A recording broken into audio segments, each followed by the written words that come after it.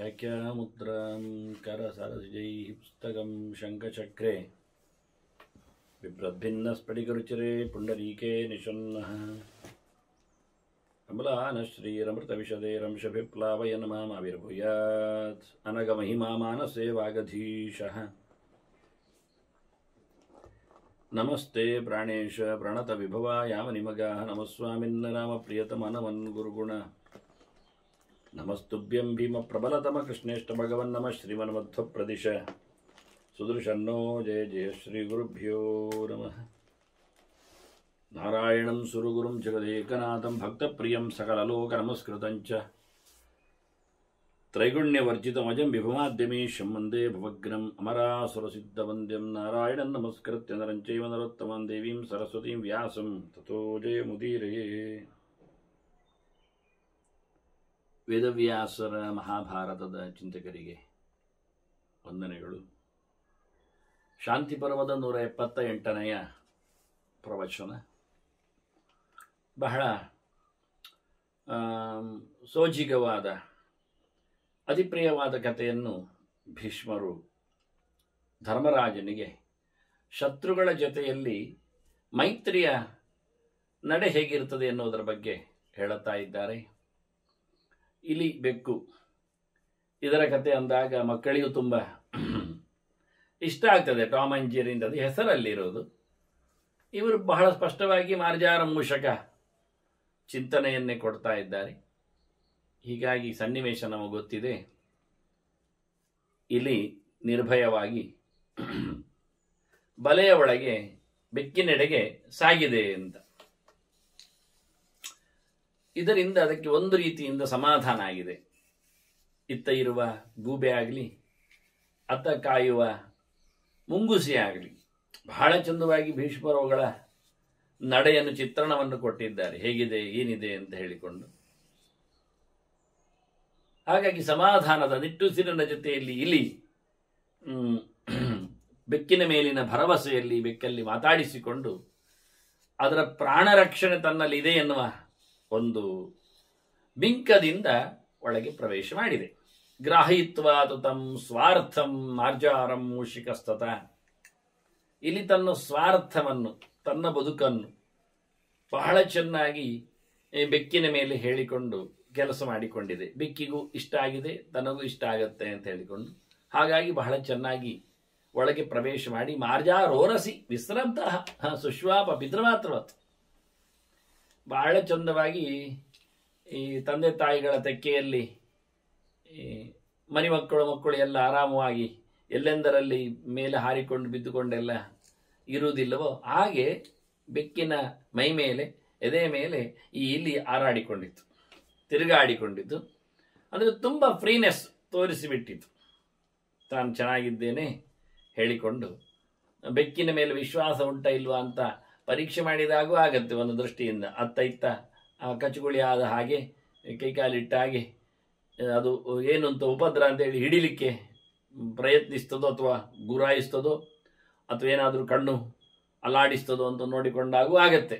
ಹಾಗಾಗಿ ಬಹಳ ಚಂದವಾಗಿ ಅದರ ಮೇಲೆ ತುಂಬ ನಿರ್ಭಯವಾದಂತಹ ಪರಿಸ್ಥಿತಿಯನ್ನು ತೋರಿಸಿಕೊಟ್ಟಿದೆ. ಇತ್ತ ಈ ಪ್ರಸಂಗವನ್ನು ನೋಡ್ತಾ ಇದ್ದಾವೆ ಅತ್ತ ಗೂಬೆ ಮತ್ತು ಇತ್ತ ರಾತ್ರಿ ಆದದ್ದರಿಂದ ಮುಂಗುಸಿಯು ಕಾಯ್ತಾ ಉಂಟು. ಓ ದೃಷ್ಟ್ವಾತವು ನಕುಲೋ ಲೂಕವು ನಿರಾಶವು ಪ್ರತ್ಯಬದ್ಧತ. ಈಗ ಅವುಗಳಿಗೆ ಇಲ್ಲಿಯ ಊಟ ಇತ್ತಿತ್ತು, ಈಗ ಇಲ್ಲಿ ತಪ್ಪಿತು. ಆಸೆ ಅವುಗಳದ್ದು ಕಮರಿತು. ಎಂತ ಮಾಡೋದು ಈಗ? ಇಲ್ಲಿ ಬೆಕ್ಕಿನ ಹತ್ತಿರ ಕೂತು ಬಿಟ್ಟಿದೆ. ಈಗ ಹಿಡಿಯುವಂತಿಲ್ಲ. ಪ್ರವೇಶ ಮಾಡುವಾಗ ಇಲ್ಲ, ಯಾಕೆಂದರೆ ಬೆಕ್ಕು ಸಿಕ್ಕಿ ಬಿದ್ದಿದೆ. ಆದ್ದರಿಂದ ಒಂದೊಮ್ಮೆ ಇವುಗಳು ಹೋದರೂ ಸಿಕ್ಕಿ ಹಾಕೊಳ್ತಾವೆ. ಅದರಿಂದ ಬಲಾತ್ಕಾರ ಮಾಡುವಾಗಿಲ್ಲ, ಒಳಗೆ ಪ್ರವೇಶ ಮಾಡುವಾಗಿಲ್ಲ.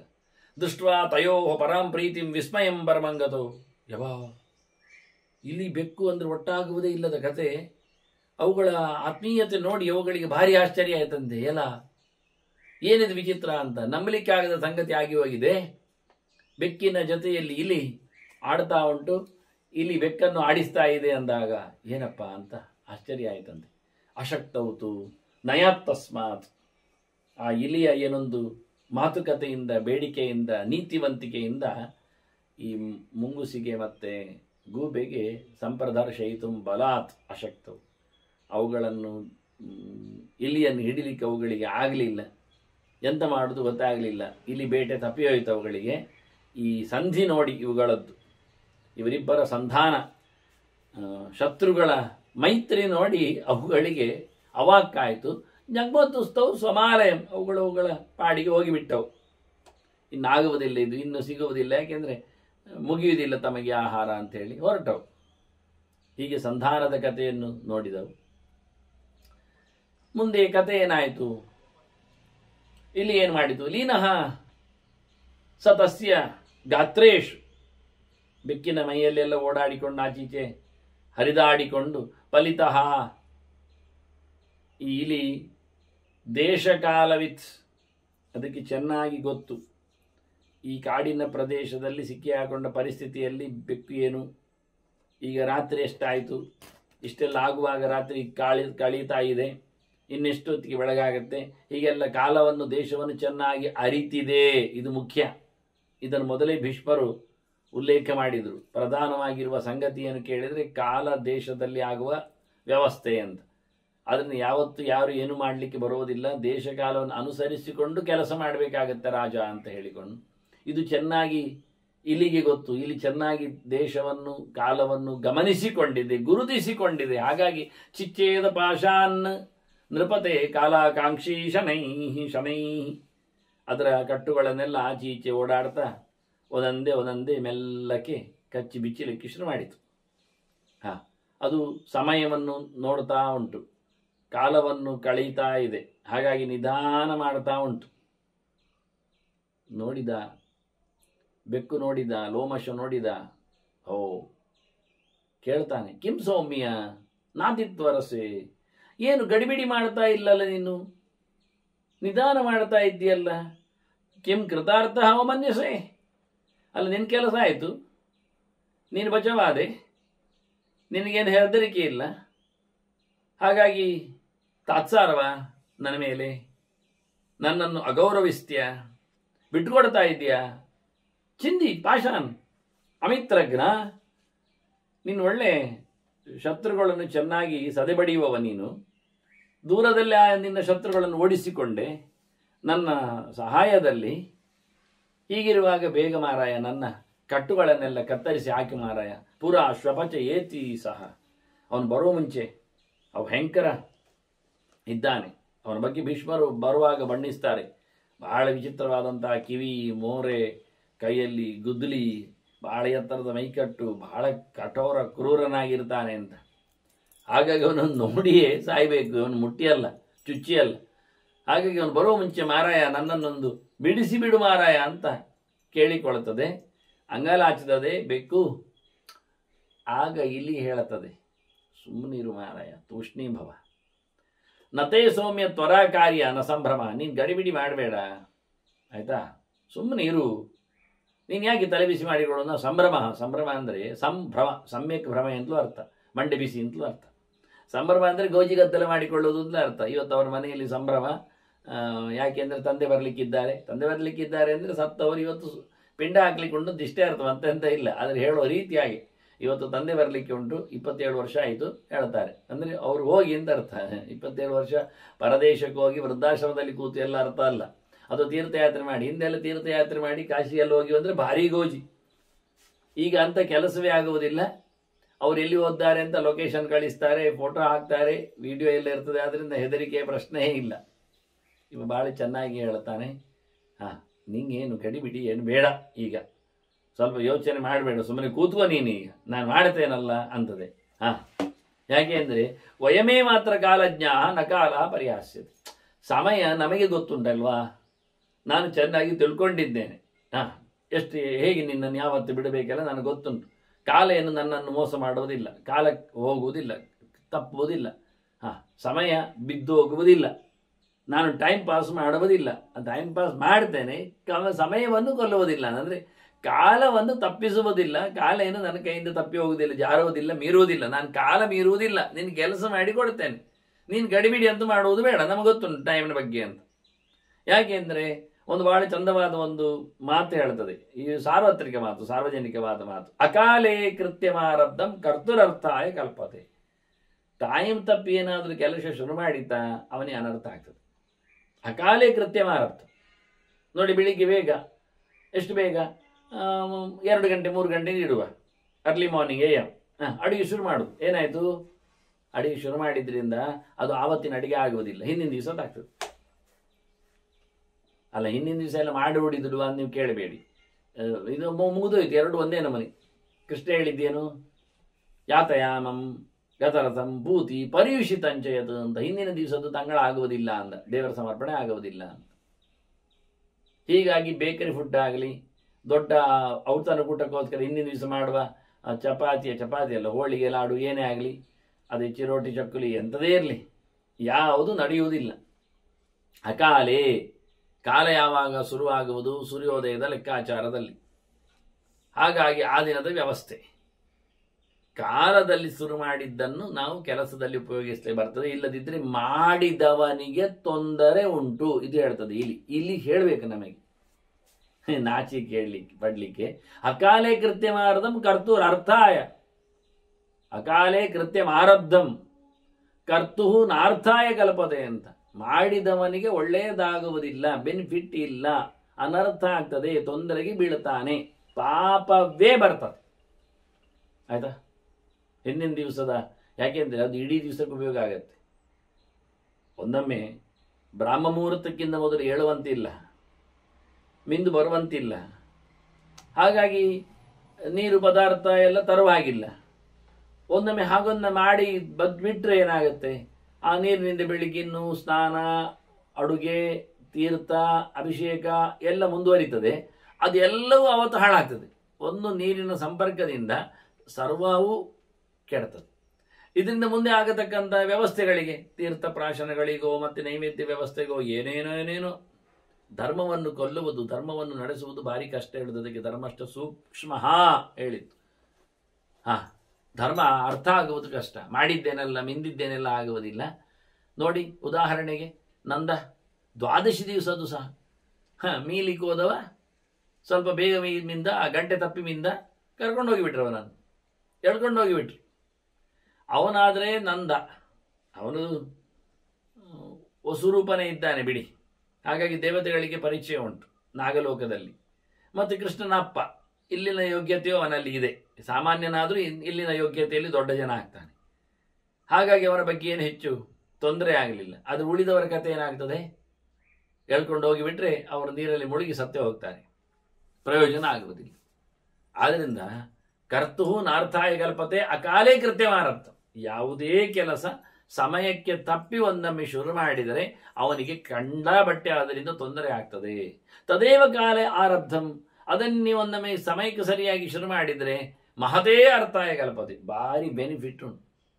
ನೋಡಿ, ಕೃಷ್ಣ ಅದನ್ನು ಹೇಳಿದ್ದು, ಸ್ವಲ್ಪ ಅಭ್ಯಾಸ ಧರ್ಮಸ್ಯ ತ್ರಾಯತೆ ಮಹೋತಭಯ. ನೀನು ಚೂರಾದರೂ ಈ ದೇವರ ವಿಷಯದಲ್ಲಿ ತಿಳಿದು ವಿಧಿ ನಿಷೇಧಗಳಿಗೆ ಬದ್ಧನಾಗಿ ನೀನು ಕೆಲಸ ಮಾಡಿದೆ, ತುಂಬ ಬೆನಿಫಿಟ್ ಇರ್ತದೆ.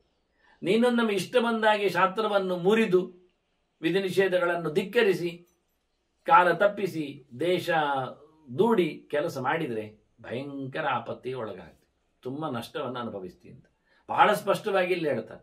ಆದ್ದರಿಂದ ನಾನು ಸಮಯಕ್ಕೆ ಸರಿಯಾಗಿ ನಿನಗೆ ಕೆಲಸ ಮಾಡಿಕೊಡುತ್ತೇನೆ. ಸಮಯ ತಪ್ಪಿಸಿ ಕೆಲಸ ಮಾಡಿಕೊಂಡು ನಾನು ಅನರ್ಥಕ್ಕೆ ಆಗುವುದಿಲ್ಲ. ಯಾಕೆ ಕೇಳಿದರೆ, ನಿನ್ನನ್ನು ನಾನು ಗಡಿಬಿಡಿ ಮಾಡಿ ಮೋಕ್ಷಗೊಳಿಸಿಬಿಟ್ರೆ ಅಕಾಲಿ ವಿಪ್ರಮುಕ್ತಾನಮೇ ತೊತ್ತಯೇವ ಭಯಂ ಭವೇತ್. ನಿನ್ನನ್ನು ಹಿಡಿದು ಬಿಟ್ರೆ ಹಾಗೆ ಸ್ಪಷ್ಟ ಹೇಳದಾಗಿ ಕಾಣುವುದಿಲ್ಲ. ಹೆದರಿಕೆ ಆಗ್ತದೆ ಅಂತ ಅಷ್ಟೇ ಹೇಳ್ತದೆ.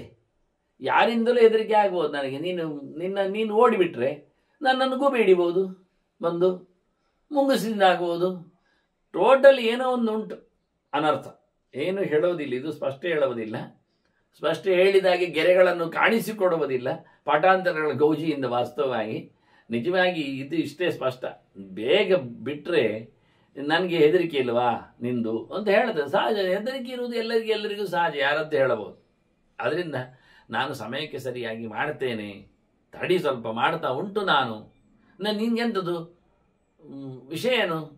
ಅವನು ಬರ್ತಾನೆ ಅಂತಲ್ಲ, ಬೇಟೆಗಾರ ಅವನನ್ನು ದಿವಾಕೀರ್ತಿ ಅಂತ ಮುಂದೆ ಕರೀತಾನೆ. ಹಗಲಿಗೆ ಫೇಮಸ್ ಅವ, ರಾತ್ರಿ ಮಲಗುವ. ಈಗ ಬರ್ತಾನಲ್ಲ ಹಗಲಿಗೆ, ಇಲ್ಲೆಲ್ಲ ಅವನೇ ಫೇಮಸ್ ನಮಗೆ. ಯಾಕೆ ಕಾಡಲ್ಲಿ ಕೂತವರಿಗೆ ಬೇಟೆಗಾರನ ಸುದ್ದಿ ಅಲ್ಲದೆ ಮತ್ತೆಂತ ಮಾತಾಡ್ಲಿಕ್ಕೆ.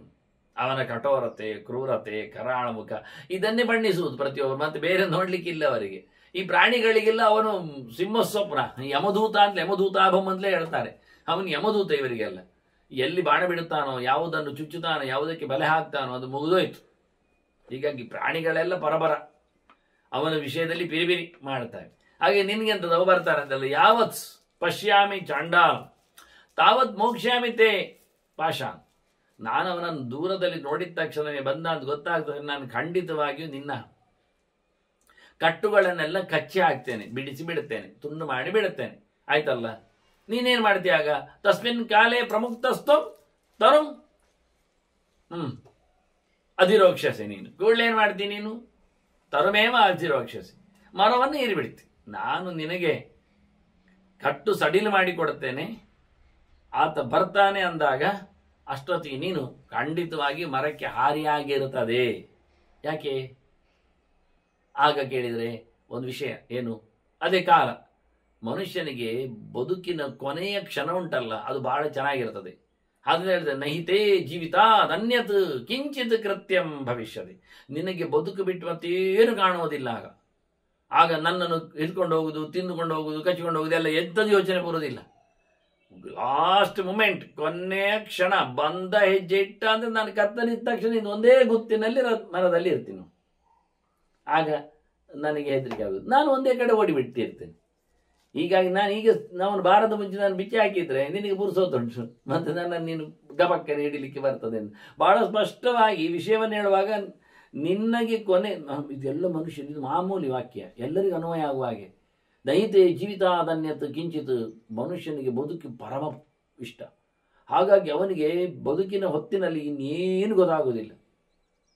ಹಾಗೆ ಕೈಯಲ್ಲಿ ಗಂಟು ಮುಟ್ಟಿ ಒಬ್ಬ ದಾರಿಯಲ್ಲಿ ಹೋಗ್ತಾ ಇರುವಾಗ ಏನೋ ಒಂದು ತೋರಿಸಿದ ಆಯುಧ ಅಂತ ಇಟ್ಕೊಳ್ಳುವ. ಆಗ ಇವನಿಗೆ ಬದುಕು ಮುಖ್ಯವಾಗಿ ಕೈಯಲ್ಲಿ ಗಂಟು ಮುಟ್ಟೆ ಉಂಟು, ಮಕ್ಕಳುಂಟು, ಇನ್ನೇನುಂಟು, ಏನು ನೋಡುವುದಿಲ್ಲ, ಎಲ್ಲ ಬಿಟ್ಟು ಓಡಿಯಾಗಿರ್ತದೆ. ಮತ್ತೆ ಹೋಗಿ ರಕ್ಷಣೆ ಆದ ನಂತರ ಸುರಕ್ಷಿತ ಜಾಗದಲ್ಲಿ ಹೋದಂತ ನೋಡ್ತಾನೆ, ನನ್ನ ಕೈಯಲ್ಲಿ ಪರ್ಸಿತ್ತಲ್ಲ ಮನೆಯಲ್ಲಿ, ಅದು ಮುಗಿದೋಯ್ತು, ಬಿಸಾಡಿ. ಮತ್ತೆ ಇವನಿಗೆ ಅವನೇನು ಹೇಳಲಿಲ್ಲ ಪರ್ಸ್ ಕೊಟ್ಟು ಹೋಗುವಂತೆಲ್ಲ. ಮಗು ಅದು ಬಿಟ್ಟು ಬಂದಿದ್ದಾನೆ, ಕೈಯಲ್ಲಿ ಮಗು ಇಟ್ಕೊಂಡಿದ್ದ ಇಲ್ಲ. ಆತ್ಮಾನಂ ಸತತಂ ರಕ್ಷೆ ದಾರ ಇರಬಿ ಧನ ಇರಬಿ ಅಂತ. ತನ್ನ ಬದುಕು ಅಂದ್ರೆ ಇದೇ ರೀತಿ, ಮಕ್ಕಳಿರಲಿ ಮನೆ ಮಂದಿ ಇರಲಿ ಎಲ್ಲರನ್ನೂ ಕಡೆ ಹಾಕಿ ದೂಡಿಕೊಂಡು ಓಡ್ತಾನೆ. ಸಾವಿನ ಭಯ ಅಂದ್ರೆ ಹೀಗೆ, ಜೀವನದ ಹಂಗು ಅಂದ್ರೆ ಹೀಗೆ. ಆದ್ರಿಂದ ಇದು ಎಲ್ಲರಿಗೂ ಅನ್ವಯ ಅಂತ ಮಾತುಗಳು. ನಿನಗೆ ಕೊನೆಯ ಕ್ಷಣ ಬದುಕು ದೊಡ್ಡದಾಗ್ತದೆ, ಆಗ ಏನು ಕಾಣುವುದಿಲ್ಲ. ತಿಂಡಿ ತಿನಿಸು ನಾನು ಅದು ಏನಿಲ್ಲ, ನೀನು ಆಗ ರವಕ್ಕ ಹೋಗಿರ್ತೀಯ. ನನಗದು ಬೇಕು, ಅದಕ್ಕೋಸ್ಕರ ಕಾಯ್ತಾ ಇದ್ದೇನೆ. ನಾನು ಸಹ ಏನು ಮಾಡ್ತೇನೆ, ರವಕ್ಕ ಹಂ ಬಿಲಂ ಪ್ರವೇಶ. ನನ್ನದು ಅದೇ ರೀತಿ, ನಾನು ಕೂಡಲೇ ಗುಂಡಿಯೊಳಗೆ ಓಡಿಯಾಗಿರ್ತದೆ, ಹೊಂಡದೊಳಗೆ ಹೋಗಿರುತ್ತೇನೆ, ಮಾಟಿಯೊಳಗೆ ನಾನು ಎಣಿತೇನೆ ಹೇಳಿ ಬಹಳ ಚೆನ್ನಾಗಿ ತನ್ನ ಮತ್ತೆ ಅಂದರೆ ಬದುಕು ಇಬ್ಬರಿಗೂ ಸಮಾನ. ಕೊನೆಯ ಕ್ಷಣದಲ್ಲಿ ನಾವಿಬ್ಬರು ಬದುಕಲೋಸ್ಗ ಈಗ ಬೊಬ್ಬೆ ಹಾಕುವವರು. ಬೆಕ್ಕು ಹೇಳ್ತದೆ, ಚಂದ ಮಾತಾಡಿದೆ ಅಂತ ಹೇಳಿ ತುಂಬ ಖುಷಿಯಾಗಿ ಹೇಳ್ತದೆ, ನೋಡು ನಾನು ಈಗ ಮಿತ್ರರಾಗಿದ್ದೇವೆ, ಮಿತ್ರರು ಹೀಗೆಲ್ಲ ಮಾಡ್ತಾರೆ ಕೆಲಸ. ನಹ್ಯೇವ ಮಿತ್ರ ಕಾರ್ಯಾಣಿ ಪ್ರೀತ್ಯಾ ಕುರುವಂತಿ ಸಾಧವ. ಒಳ್ಳೆ ಫ್ರೆಂಡ್ಸ್ಗಳು ಅಂದ್ರೆ ಎಷ್ಟು ಚಂದವಾಗಿ ಕೆಲಸ ಮಾಡ್ತಾರೆ ಗೊತ್ತೊಂದು, ಪ್ರಾಮಾಣಿಕವಾಗಿ ನಡೆಸಿಕೊಡ್ತಾರೆ. ಬೇಕು ಚಂದ ಮಾಡಿ ರಾಗ ಆಗ್ತದೆ ನೋಡಿ. ಎಲ್ಲರೂ ಅವರವರ ಕೆಲಸ ಮಾಡಲಿಕ್ಕೆ ಎಂಥ ಪಾಂಡಿತ್ಯ ಪ್ರಯೋಗ ಮಾಡ್ತಾರಲ್ಲ, ತುಂಬ ಓದಿಕೊಂಡಿದ್ದಾರೆ ಕಾಣ್ತದೆ ಅವರವರ ಕೆಲಸಕ್ಕೋಸ್ಕರ ಎಲ್ಲರೂ. ಅದು ಹಿಂದೆ ಅಶ್ವತ್ಥಾಮನ ಹೇಳ್ತಾನೆ, ಆತ್ಮಾನ ಬುದ್ಧಿವಂತರಂ ಸರ್ವೋಪಿ ಮನ್ಯತೆ ಲೋಕ ಅಂತ. ಪ್ರತಿ ಜನವು ಏನು ತಿಳ್ಕೊಂಡಿದೆ ಅಂದರೆ ಅವನಿಗಿಂತ ಹುಷಾರು ಯಾರಿಲ್ಲ ಅಂತಲೇ, ಬುದ್ಧಿವಂತ ಅವನೇ ಅಂತ. ಅಲ್ಲಿ ಪಾತ್ರ ತೊಳೆಯುವ ದಡ್ಡಿ ದೊಡ್ಡ ಹೆಂಗಸು ಹೇಳ್ತದೆ ನಾನು ನಿಮಗಿಂತ ಜಾಸ್ತಿ ಓದಿಕೊಂಡಿದ್ದೇನೆ, ಎಲ್ಲ ಗೊತ್ತುಂಟು ನನಗೆ ಅಂತ. ಎಷ್ಟು ಗಮ್ಮತ್ತಿರ್ತದೆ ನೋಡಿ. ಈ ನಮೂನೆ ಮನುಷ್ಯರೇ ಪಾಡು ಕೇಳಿದರೆ ಎಲ್ಲರೂ ಎಲ್ಲರಿಗಿಂತಲೂ ಹುಷಾರೇ, ಇನ್ಯಾರಿಗೆ ಪ್ರೈಸ್ ಅಂತ ಕೇಳಲಿಕ್ಕಿಲ್ಲ. ಹಾಗಾಗಿ ಬಹಳ ಚಂದವಾಗಿ ಬೆಕ್ಕು ಹೇಳ್ತದೆ, ಎಂಥದ್ಯ ಮಿತ್ರರ ಕೆಲಸ ಹೀಗಿರ್ತದ, ಸೇವೆಯಲ್ಲ ಅಲ್ಲ. ಅವ್ರು ಎಷ್ಟು ಪ್ರಾಮಾಣಿಕವಾಗಿ ಎಷ್ಟು ಬೇಗದಲ್ಲಿ ಎಲ್ಲ ಮಾಡ್ತಾರೆ, ಎಷ್ಟು ಪ್ರೀತಿಯಿಂದ ಆಧಾರದಿಂದ ಮಾಡ್ತಾರೆ. ಈ ಕನ್ಫ್ಯೂಸು, ಈ ಸಂಶಯ, ಈ ದಂಡೆ ಮೇಲೆ ಇಡುವಂಥ ಕೆಲಸ ಅದೆಲ್ಲ ಮಾಡೋದಿಲ್ಲ ಅವರು. ಹಾರ್ಡ್ಲಿ ಅವರು ಕೆಲಸ ಮಾಡುವುದುಂಟು. ಯಥಾತ್ವ ಮೋಕ್ಷಿತ ಕೃಚಿರ ತ್ವರಮಾಣೇನ ವೈಮಯ. ನಾನು ನಿನ್ನನ್ನು ಗಡಿಬಿಡಿಯಿಂದ ಬಿಡುಗಡೆ ಮಾಡಲಿಲ್ವಾ? ನಾನೇನು ಮೆಲ್ಲಕ್ಕೆ ಆಚೀಚೆ ಯೋಚನೆ ಮಾಡಿಕೊಂಡ, ನಿನಗೆ ಎಷ್ಟು ಬೇಗ ನಾನು ರಿಲೀಫ್ ಕೊಟ್ಟೆ ನೋಡು ಅಲ್ವಾ?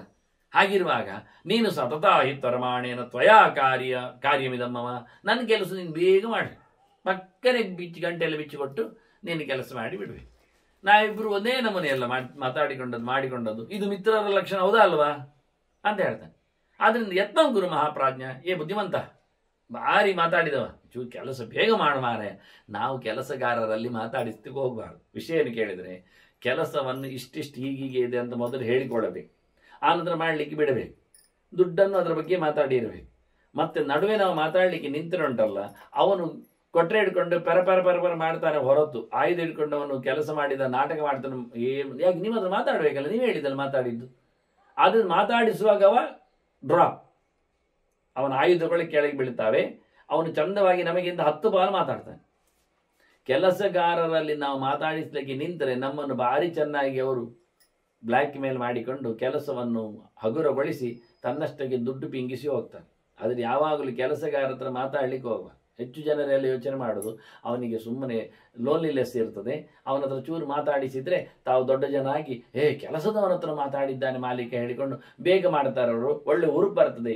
ಏನಿಲ್ಲ, ಮಾತಾಡಿಸುವ ಹತ್ತಿರ ಹೋದಾಗ ಆ ಏನೊಂದು ದೇಹದ ಪ್ರಯತ್ನ ಇದೆ, ಕಸುವು ಇದೆ, ಅದು ಬೇರೆ ಕಡೆಗೆ ಹೋಗಿ ಡೈವರ್ಟ್ ಆಗಿ ಕೆಲಸದ ಮೇಲೆ ಆ ಪ್ರಯತ್ನ ಬೀಳುವುದಿಲ್ಲ. ಆದ್ರಿಂದ ಇದು ಹೇಳ್ತದೆ ಇಲ್ಲಿ ಹತ್ರ ಮಾತಾಡ್ತಾ ನೀನು ಚಂದ ಮಾತಾಡ್ತಾ ಇದ್ದಿ, ಸಮಯ ಹಾಳು ಮಾಡ್ತಾ ಇದ್ದಿ, ನೀನು ಪ್ರಯತ್ನ ಜಾಸ್ತಿ ಮಾಡ್ತಾ ಇಲ್ಲ, ಸರಿ ಕಡಿದು ಬಿಡಯ್ಯ ಅಂತ. ಅಲ್ಲಿನಲ್ಲಿ ಮಾತಾಡ್ಲಿಕ್ಕೆ ಹೋಗುವಾಗ ಸ್ವಲ್ಪ ಎಡವುತ್ತದೆ, ಕಚ್ಚುವುದು ಮೇಲೆ ಆಗ್ತದೆ. ಯತ್ನ ಗುರು ಮಹಾಪ್ರಾಜ್ಞ ಅಂತದ್ದು ಇದು ಕೂಡ. ಯಥಾ ಭ್ರಷ್ಟ ಅವಯೋಹೋ ಭವೇತ್, ನಮ್ಮಿಬ್ಬರಿಗೂ ಸಹ ಈಗ ಸ್ವಸ್ತಿ ಆಗಬೇಕು, ಒಳ್ಳೆಯದಾಗಲಿ. ಈಗ ನಿನಗೆ ಮಾತ್ರ ಅಂತ ನನಗೆ ಮಾತ್ರ ಅಲ್ಲ, ನಾವಿಬ್ಬರು ಬಚಾವಾಗಬೇಕು ಅಂತ ನಮ್ಮದು ಹಠ ಅಲ್ವಾ? ಅದರಿಂದ ಯಥಾ ಸ್ವಸ್ತಿ ಅವಯೋ, ಇಬ್ಬರೂ ಒಳ್ಳೆಯದನ್ನು ಪಡೆಯುವಂತೆ ಆಗಲಿ ಅಂತ ಹೇಳಿ ಮತ್ತೊಮ್ಮೆ ತನ್ನ ಮೇಲೆ ಸಂಶಯವನ್ನು ಪಟ್ಟರೆ ತಾನು ತಿರುಗಿಸಿ ಮಾತಾಡ್ತದೆ. ಅಲ್ಲ, ನಿನಗೆ ಅದು ಡೌಟ್ ಮಾಡಿದ್ದಕ್ಕೆ ಇದು ಡೌಟ್ ಮಾಡ್ತದೆ ಅದರ ಮೇಲೆ. ಇಲ್ಲಿ ನೋಡು, ನಿನ್ನ ಮೇಲೆ ನಾನೇನಾದರೂ ಯಾವತ್ತಾದರೂ ಎಗರಿಸಲಿಕ್ಕೆ ಬಂದಿರ್ಬೋದು, ಗೊತ್ತಿಲ್ಲಲ್ಲ. ಯಾವುದು ನಾನು ಯಾವ ಎಲ್ಲಿಯೇನು ಯಾರಿಗೊತ್ತು, ಯಾವುದೋ ಇಲ್ಲಿಯ ಮೇಲೆ. ಹಾಗಾಗಿ ಎದಕ್ಕಿಂಚಿನ ಮಯ ಅಜ್ಞಾನಾತ್, ನನಗೆ ಗೊತ್ತಿಲ್ಲದೆ ನಾನು ಪುರಸ್ತಾ ದುಷ್ಕೃತಂಕೃತ, ಹಿಂದಿನ ದಿನಗಳಲ್ಲಿ ಎಲ್ಲಿಯಾದರೂ ನಾನು ನಿನ್ನನ್ನು ಓಡಾಡಿಸಿದ್ರೆ, ಬೆದರಿಸಿದ್ರೆ, ಹಿಡಿಲಿಕ್ಕೆ ಬಂದಿದ್ರೆ ಸ್ವಲ್ಪ ಮರೆತು ಬಿಡು ಮಾರೆ. ತನ್ನ ಮನಸ್ಸಿಗೆ ಕರ್ತವ್ಯ ಕ್ಷಮೆಯತ್ವ, ಸಾರಿ ಆಯ್ತಾ, ಪ್ರಸೀದಮೆ ಪ್ಲೀಸ್. ನೋಡಿ ಎಲ್ಲ ಶಬ್ದಗಳು ಅದರ ತುಂಟು ಮಾರೇ. ಬೆಕ್ಕೆ ಹೇಳ್ತದೆ, ಪ್ಲೀಸ್ ಮಾರೆ, ನೀನು ಹಾಗೆಲ್ಲ ಮಾಡಬಾರ್ದು, ನೀನು ಮರೆತು ಬಿಡೋದನ್ನೆಲ್ಲ. ನೋಡಿ, ಮನುಷ್ಯನೇ ಮರಿಲಿಕ್ಕೆ ಆಗ್ತದ? ಅವ ಹೇಳ್ತಾನೆ, ಎಂತ ಜೀವ ಹೋದ್ರು ಮರೆಯುವುದಿಲ್ಲ, ಜೀವ ಹೋದ್ರೆ ಮರೆಯುವುದಿಲ್ಲ ಎಂತದನ್ನೇ. ಜೀವ ಹೋದಂತ ಮರಿಲಿಕ್ಕೆ ನೆನಪೆಂದನು ಅಲ್ಲ, ನಾನು ಇನ್ನೊಂದು ಜನ್ಮದಲ್ಲಿ ಬಂದು ಬಿಡುವುದಿಲ್ಲ ಶುರು ಮಾಡ್ತಾನೆ. ಏನು ಇನ್ನೊಂದು ಜನ್ಮ ಉಂಟು ಒಂದು ಗ್ಯಾರಂಟಿ ಏನು ಇಲ್ಲಿ ಸಹ? ಅದು ಇದ್ದಾಗಲೇ ಬರ್ತಾನೇನು? ಎಲ್ಲ ಹೇಳಿಕೊಂಡು ತಿರುಗ್ತಾರೆ. ಅಯ್ಯೋ ಮಾರಾಯ, ಒಂದ್ಸತಿ ಹೋದ ನಂತರ ಇನ್ನೊಂದ್ಸತಿ ಬರಬೇಕಾದ್ರೆ, ಇದೇ ಮನುಷ್ಯ ಲೋಕದಲ್ಲಿ ಮನುಷ್ಯನಾಗಿ ಬರಬೇಕಾದ್ರೆ ಮಿನಿಮಮ್ 16,000 ವರ್ಷಗಳು ಜಾಸ್ತಿ ಹೋಗ್ಬೋದು, ಲಕ್ಷ ಕೋಟಿ ವರ್ಷ ಹೋಗ್ಬೋದು. ಹೇಳಲಿಕ್ಕೆ ಆಗುವುದಿಲ್ಲ, ಅಷ್ಟು ಸುಲಭ ಇಲ್ಲ. ಮಾಡಿದ್ದರ ಅನ್ಯಾಯಗಳಿಗೆಲ್ಲ ಉಪಯೋಗಕ್ಕೋಸ್ಕರ ಒಂದು ಸಾವಿರಾರು ಸರ್ತಿ ಸೊಳ್ಳೆಯಾಗಿಯೋ, ಜಿರಳೆಯಾಗಿಯೋ, ಅಲ್ಲಿಯಾಗಿಯೋ, ಕ್ರಿಮಿಕೀಟಗಳಾಗಿಯೋ, ಮಲದಲ್ಲಿ, ಮೂತ್ರದಲ್ಲಿ, ಅದು ಒಳ್ಳೆ ಗಮ್ಮತ್ ಜಾಗದಲ್ಲಿ ಅಲ್ಲ, ಪುಣ್ಯಕ್ಷೇತ್ರ ಗುರುಕ್ಷೇತ್ರ ಎಲ್ಲ ಅಲ್ಲ ಕರ್ಮ ಹುಟ್ಟಿ ಬರೋದು. ಗಲೀಜು ದರಿದ್ರ ಚರಂಡಿಯಲ್ಲಿ ಅಲ್ಲ. ಯಾಕೆ ಅಷ್ಟೆಲ್ಲ ಅನ್ಯಾಯ ಮಾಡಿರ್ತಾನೆ, ಅಂಥದ್ದೆಲ್ಲ ಬೆಳೆದಿದ್ದು ತಿಂದಿರ್ತಾನೆ, ಬೆಳೆದಿದ್ದದ್ದು ಹೇಳಿರ್ತಾನೆ, ಬೆಳೆದಿದ್ದದ್ದು ಕದ್ದಿರ್ತಾನೆ, ಯಾರ್ಯಾರಿಗೂ ಟೊಪ್ಪಿ ಆಗಿರ್ತಾನೆ. ಇಂಥದ್ದೆಲ್ಲ ಮಾಡಿದ ಮೋಸಗಾರರ ಕತೆ ಬರೆದಿರ್ತಾನೆ ನೋಡಿ ಶಿಲಾಶಾಸನಗಳಲ್ಲಿ. ದೇವರಿಗೆ ಕೊಟ್ಟಿರತಕ್ಕಂಥ ಒಂಬಳಿ ವಸ್ತುವನ್ನು ಯಾರಾದರೂ ತಮ್ಮದಾಗಿ ಮಾಡಿಸಿಕೊಂಡ್ರೆ ಸೂರ್ಯಚಂದ್ರವರೆಗೆ ಅವರು ಹಾಳಾಗಿ ಸಾಯ್ತಾರೆ ಬರೀತಾರೆ. ಇಷ್ಟೆಲ್ಲ ಶಿಲಾಶಾಸನ ಇದ್ರೂ ಸಹ ನಾವು ಅದನ್ನು ಅಡಿಮೇಲೆ ಮಾಡಿಕೊಂಡು ಅದರ ಮೇಲೆ ಮಲಗಿ ಹೋಗ್ತೇವೆ ಸೀದಾ. ಎಲ್ಲಿ ಉಂಟ್ರಿ ಶಿಲಾಶಾಸನ? ಎಷ್ಟು ಚೆನ್ನಾಗಿದೆ ಶಿಲಾಶಾಸನ ನೋಡಿ. ಮರೆತು ಹೋಗಬಾರ್ದು. ಒಂದು ಗೋಡೆಗಳಲ್ಲಿ ಕಂಬಗಳಲ್ಲೆಲ್ಲ ಬರೆದಿರ್ತಾರೆ, ಇದು ದಾನ ಮಾಡಿದ್ದು, ಇದು ಕೊಟ್ಟದ್ದು, ನುಂಗ ಹಾಕಬೇಡಿ ಅಂತ. ನಾವು ಅದನ್ನು ಕೆತ್ತಿ ಅಷ್ಟು ಜಾಗದಲ್ಲಿ ಮಾತ್ರ ಕೆತ್ತಿ, ಉಳಿದದ್ದು ಬೇರೆ ಎಲ್ಲ ನುಂಗಿ ಆಗಿರುತ್ತೆ. ಬರೆದದ್ದನ್ನು ಮಾತ್ರ ಚೆನ್ನಾಗಿ ತೆಗೆದು ತೀಟಿ ಒರೆಸಿ. ಏನು ತೀಟೆ ಮನುಷ್ಯನದ್ದು ನೋಡಿ. ಇದು ಭಾಳ ಚೆನ್ನಾಗಿ ಹೇಳುತ್ತಾ ಉಂಟು ಮಾರಾಯ. ಹಳೇದೇನೆಲ್ಲ ಯೋಚನೆ ಮಾಡ್ಲಿಕ್ಕೆ ಹೋಗಬೇಡ, ಅದು ಬಿಸಾಡು. ಹಿಂದಿನ ಕಥೆಯಲ್ಲಿ ಈಗ ತರಬಾರದು, ಈಗ ನೆನಪಿಸಿಕೊಳ್ಳಬಾರದು. ಅದೆಲ್ಲ ಸರಿ ಇಲ್ಲದ ವಿಷಯ. ಒಮ್ಮೊಮ್ಮೆ ಆಗಿದ್ರೆ ಇವತ್ತು ನಾನು ಸಾರಿ ಕೇಳ್ತೇನಲ್ಲ, ಕ್ಷಮೆ ಇರಲಿ ಅಂತ ಕೇಳ್ತೇನಲ್ಲ, ತಪ್ಪಾಯಿತು ಅಂತ ಮನ್ನಿಸ್ಬೇಕು ಕೇಳ್ತೇನಲ್ಲ. ನೋಡಿ, ಯಾರೋ ಮಾಡಿದ ಯಾವತ್ತಿನ ಗಲಾಟೆಗೆ ಯಾರ್ಯಾರೋ ಕ್ಷಮೆ ಕೇಳು. ಯಾರ್ಯಾರನ್ನು ಕಡ್ದದ್ದಕ್ಕೆ, ಸಾವಿರಾರು ಸಿಕ್ಕರನ್ನೆಲ್ಲ ಕಡ್ದದ್ದಕ್ಕೆ ಇವರು ಅವರನ್ನು ಕರೆದು ಅವರಿಗೆ ಎಳ್ಳುಂಡೆ ಕೊಟ್ಟು ಬಿಡುದು ಅಮಾವಾಸ್ಯೆ ದಿವಸ. ಆಗ್ತದ? ಪ್ರಯೋಜನ ಏನೇ? ಸತ್ತವರು ಯಾರು ಮಾರಾಯರೆ? ಅವರಿಗೆ ತಿಲತರ್ಪಣ ಕೊಡುವ ಬದಲಿಗೆ ಅದು ಕೊಂದವರು ಯಾರು? ಅವರ ಪರವಾಗಿ ಯಾರೋ ಒಬ್ಬರವರನ್ನು ವೋಟ್ ಬ್ಯಾಂಕಿಗೋಸ್ಕರ ಎಳ್ಳುಂಡೆ ಕೊಟ್ಟು, ಅದು ಗಾತ್ರದಲ್ಲಿ ಕೈಯೊಳಗಿಟ್ರೆ 5 ಹಿಡಿತದೆ ಒಂದು ಕೈಯೊಳಗೆ, ಅಂತ ಗಾತ್ರ ಎಳ್ಳುಂಡೆ. ಅದರಲ್ಲಿ ಏನು ಬಾಯೊಳಗೆ ಹೋದಾಗ ಕುತ್ತಿಗೆಯಲ್ಲಿ ಎಲ್ಲಿ ಉಂಟು ಹುಡುಕ್ಬೇಕಾಗ್ತದೆ. ಇಂಥದ್ದೆಲ್ಲ ದಾನ, ಉಚಿತ, ಧರ್ಮ ಎಲ್ಲ ಬೇಕಾ ನಮಗೆ? ಅದರಿಂದ ಬಹಳ ಚೆನ್ನಾಗಿ ಹೇಳ್ತಾ ಉಂಟು, ಮಾರಾಯ ನೀನು ಹಳೆತನ್ನೆಲ್ಲ ನೆನಪಿಸಿಕೊಳ್ಳಬೇಡ, ನನಗೆ ಖುಷಿಯಾಗುವಾಗಿ ಕೆಲಸ ಮಾಡು ಅಂತ. ನೋಡಿ, ಬೆಕ್ಕು ಚಂದ ಮಾತಾಡಿದೆ, ಇಲಿಗೂ ಚಂದ ಮಾತಾಡಲಿಕ್ಕೆ ಗೊತ್ತಿದೆ ಅಲ್ವಾ? ಇಲ್ಲಿ ಚಂದ ಮಾತಾಡಲಿಕ್ಕೆ ಗೊತ್ತಿದೆ ಅಂತಲೇ ಹೇಳಿಕೊಳ್ತಾ ಉಂಟು. ಈಗ ಹೇಳ್ತದೆ, ನೋಡು ಬೆಕ್ಕು, ನಿನ್ನ ಮಾತು ಕೇಳಿದ್ನ ನಾನು, ಶ್ರುತಮ್ಮೆ ತವ ಮಾರ್ಜಾರ ಸಮರ್ಥಂ ಪರಿಗೃಹತಃ. ನೀನು ನಿನ್ನ ಪಾಡಿಗೆ ಹೇಳಿದ್ದೆ ಅಲ್ವಾ? ಹೌದಾ? ನೀನು ಹೇಳು ಸರಿಯೇ. ಪ್ರತಿಯೊಬ್ಬನು ಅವರವರ ಪಾಡಿಗೆ ಹೇಳ್ತಾನೆ, ಅವರವರದ್ದೇ ಮಾತಾಡ್ತಾನೆ, ಅವರವರ ವಿಷಯದಲ್ಲೇ ನಿಲ್ತಾನೆ. ಸಮರ್ಥಂ ಪರಿಗೃಹತ. ನೀನು ಕೇವಲ ಸೆಲ್ಫ್ ಸೆಂಟರ್, ಅದಕ್ಕೆ ಸರಿಯಾಗಿ ಮಾತಾಡಿದೆ.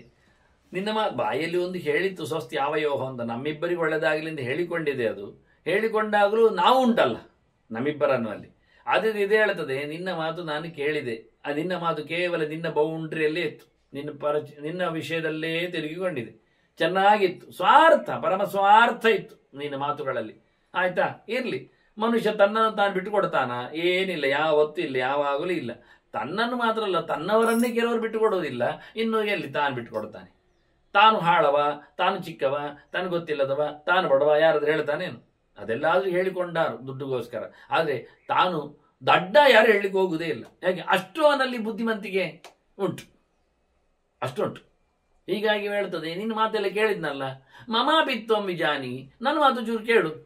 ಯಾಕೆ? ಸಮರ್ಥ ಪರಿಗಣತ.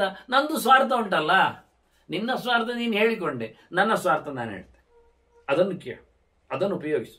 ಅವರವರ ಸ್ವಾರ್ಥದಲ್ಲೇ ನಿಂತದ್ರಿಂದ ಅವರವರ ಸ್ವಾರ್ಥದ ಬಗ್ಗೆ ಚೌಕಟ್ಟು ಕಟ್ಟಿರ್ತಾರೆ, ಗೋಪುರವನ್ನು ಹಾಕಿರ್ತಾರೆ, ಅದರೊಳಗೆ ನಿಲ್ತಾರೆ. ಮತ್ತೇನು? ನನ್ನ ಕೇಳು, ಸ್ವಲ್ಪ ಕೇಳು. ನೋಡು, ನೀನೇನು ಹೇಳಿದೆ? ನಾನು ಮಿತ್ರ, ಆ ಮಿತ್ರ ಬೇಗ ಕೆಲಸ ಮಾಡಬೇಕು, ಅವನ ಪ್ರೀತಿ ಜಾಸ್ತಿ ಇರ್ತದೆ, ಹಾಗೆಲ್ಲ ಹಳತನ್ನೆಲ್ಲ ನೆನಪಿಸಿಕೊಳ್ಳಿಕ್ಕಿಲ್ಲ, ಹಾಗೆಲ್ಲ ಅಲ್ವಾ? ನೋಡು, ಇದು ಎಂತ ಮಿತ್ರ ಗೊತ್ತುಂಟ? ಎನ್ ಮಿತ್ರ ಭೂತವತ್ಸಾರ್ಯ. ಫ್ರೆಂಡ್ ಯಾರು? ಫ್ರೆಂಡ್ ಭೂತ ಫ್ರೆಂಡ್. ಭೂತದೊಟ್ಟಿಗೆ ಹೋಗುವ ಈ ಮಿತ್ರನಿಗೆ ಎಂತ ಆಗಿರ್ತದೆ ಯೋಚನೆ ಮಾಡಿ ನೀವು. ಭೂತವತ್ತು ಸಾರ್ಯಂ, ಅವನನ್ನು ಅನುಸರಿಸಬೇಕೀಗ. ಫ್ರೆಂಡ್ ಯಾರು ಗೊತ್ತುಂಟ? ಇವನಿಗೆ ಭೂತ ಫ್ರೆಂಡ್. ಭೂತವನ್ನು ಫ್ರೆಂಡ್ ಮಾಡಿಕೊಂಡು, ಭೂತ ಅಂದ್ರೆ ದೆವ್ವವೇ, ಡೆವಿಲ್, ಅದನ್ನೊಂದು ಫ್ರೆಂಡ್ ಮಾಡಿಕೊಂಡ್ರೆ ಅವನ ಜೊತೆಯಲ್ಲಿ ಹೇಗಿರಬೇಡ ಹೇಳಿ. ಏನು ಮಿತ್ರ ಭಯಶಂಕಿತಂ. ಯಾಕೆಂದ್ರೆ ಎಂತ ಮಾಡ್ತದೆ ಗೊತ್ತಿಲ್ಲ. ಫ್ರೆಂಡ್ ಹೇಳಿದೆ, ಎಲ್ಲಿ ನುಂಗಿ ಹಾಕಿಬಿಟ್ರೆ ಎತ್ತಿಕೊಂಡು ಆಡಿಸ್ತದೆ, ಗಮ್ಮತ್ತುಂಟು ಹೇಳ್ತದೆ, ಬಾಮಾರೆ ನಿನ್ಗೆ ಆಕಾಶ ತೋರಿಸ್ತೇನೆ ಅಂತೇಳಿ. ಆಗ್ಬೋದು, ಹೌದೇನು ಪಾಪ ಆಕಾಶ ತೋರಿಸ್ತದೆ ಅಂತ ಅದ್ರ ಕೈ ಮೇಲೆ ಹತ್ತಿ ಕೂತ್ಕೊಳ್ಳೋದು, ಅದು ಮೇಲೆ ನೆಗೆಯುವುದು, ಕೊನೆಗೆ ಮೇಲೆ ಒಂದದ್ದು ಗುಳು ಮಾಡಿದ ಕೆಳಗಿಳಿ. ನೋಡು, ಕೆಳಗಿಳಿತೀಯಾ? ಇಲ್ಲ.